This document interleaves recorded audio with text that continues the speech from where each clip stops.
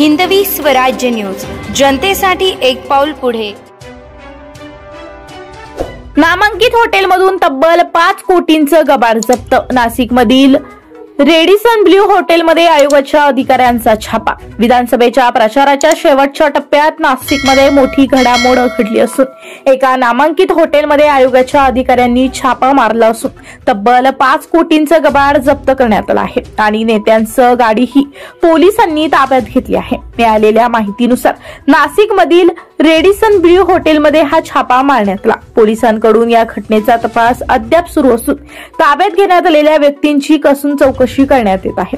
इतकी मोठी रक्कम कुठून आणि का आणली, हे पैसे कुणी दिले, कशासाठी दिले, यांसारख्या प्रश्नांची पोलिसांकडून चौकशी केली जात आहे। पोलिसांनी ताब्यात घेतलेला नेता कोणत्या राजकीय पक्षाशी निगडीत आहे याची चौकशी करण्यात येत आहे।